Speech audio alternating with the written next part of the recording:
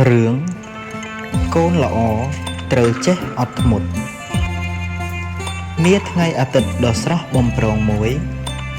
ក្មេងស្រីម្នាក់ឈ្មោះធារាបានដើរលេងនៅក្នុងសួនច្បារមួយជាមួយនឹងម្ដាយរបស់គេក្នុងសួនច្បារនោះមានផ្កាចម្រុះពណ៌និងមានក្មេងៗជាច្រើនកំពុងរត់លេងយ៉ាងសប្បាយរីករាយដើរលេងបានមួយសន្ទុះធារាក៏ប្រទះឃើញរទេះលក់ការ៉េមមួយដ៏គួរឲ្យចង់ញ៉ាំធារាក៏បាននិយាយថាម៉ាក់កូនចង់ញ៉ាំការ៉េមរសជាតិសូកូឡាធារានិយាយហើយទាញដៃអ្នកម្ដាយញញឹមហើយនាំធារាទៅកាន់រទេះការ៉េមនោះប៉ុន្តែនៅទីនោះមានមនុស្សម្នាជាច្រើនកំពុងឈរតម្រង់ជួរគ្នាយ៉ាងវែងអន្លាយអ្នកម្ដាយនិយាយដោយទន់ភ្លន់ថាកូនសម្លាញ់យើងត្រូវរងចាំបន្តិចសិនណាជិតដល់វេនយើងហើយធារាជាក្មេងមិនសូវចេះអត់ធ្មត់សោះនាងក្រវីក្បាលហើយនិយាយថាអត់ទេម៉ាក់យូរណាស់កូនចង់ទៅញ៉ាំឥឡូវនេះកូនចង់ទៅលេងយល់ទងសិនបន្តិចទៀតចាំយើងមកទិញការ៉េមអ្នកម្ដាយក៏យល់ព្រមតាមចិត្តកូនធារាក៏រត់លេងយល់ទងយ៉ាងសប្បាយចិត្ត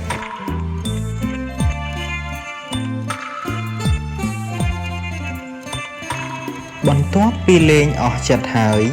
នាងក៏ត្រឡប់មករកម្ដាយវិញពេលនោះមនុស្សឈរចាំទិញការ៉េមសល់តិចជាងមុនធារានិងម្ដាយក៏នៅឈរតម្រង់ជួរម្ដងទៀតខណៈនោះមានមិត្តភ័ក្តិរបស់នាងម្នាក់ឈ្មោះបូរ៉ាបានរត់មកបបួលធារាទៅរត់លេងជាមួយគ្នាកន្លែងនោះមានមេអំបៅស្អាតណាស់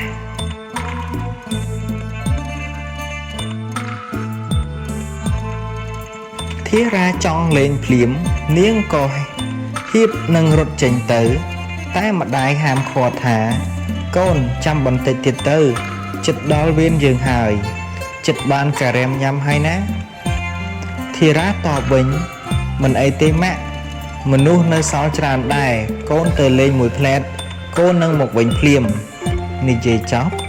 ធារាក៏រត់លេងជាមួយបូរ៉ាទៅបាត់ទៅ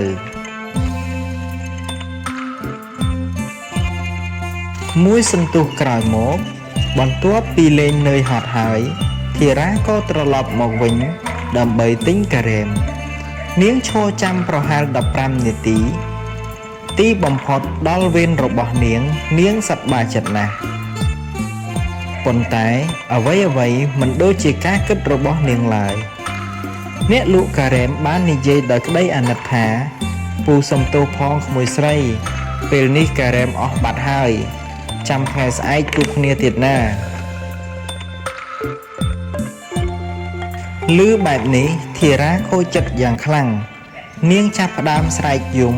នៅកណ្ដាលវងមនុស្សម្ដាយក៏ចូលមកអោបលួងលោមនាងថាកូនដឹងទេថាហេតុអ្វីបានជាកូនមិនបានញ៉ាំការ៉េមដែលកូនចូលចិត្តធារាឆ្លើយទាំងទឹកភ្នែកថាមកពីអ្នកលក់ចិត្តអាក្រក់គាត់មិនចង់លក់ឲ្យកូនទេម្ដាយក្រវីក្បាលហើយតបថា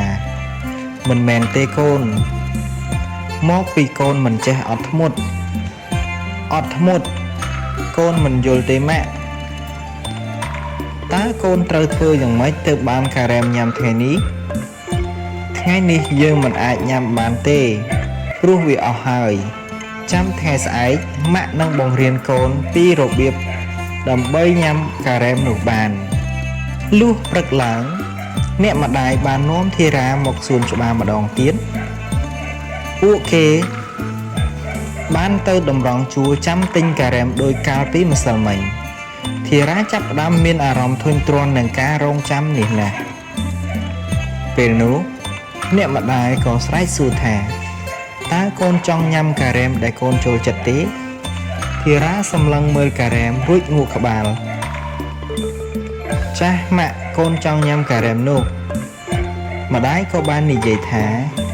អញ្ចឹងកូនត្រូវតែឈរនៅទីនេះហើយរងចាំជាមួយម៉ាក់មួយសន្ទុះក្រោយមកមិត្តភ័ក្តិរបស់នាងក៏បបួលរត់លេងប៉ុន្តែធីរាសម្រេចចិត្តមិនទៅលេងជាមួយពួកគេទេមិនយូរប៉ុន្មានក៏ដល់វេនរបស់ធីរានាងបានទទួលការ៉េមរសជាតិសូកូឡាដែលនាងចង់ញ៉ាំនាងញ៉ាំការ៉េមនោះដោយក្តីរីករាយបំផុត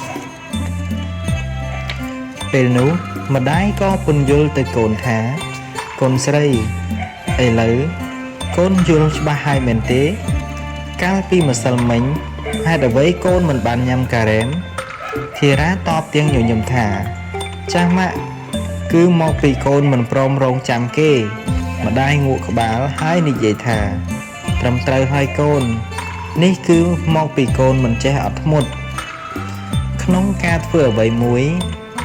មិនមែនគ្រប់យ៉ាងសុទ្ធតែបានដូចចិត្តយើងភ្លាមនោះទេយើងត្រូវតែមានការព្យាយាមនិងអត់ធ្មត់ទើបទទួលបានផលល្អនោះ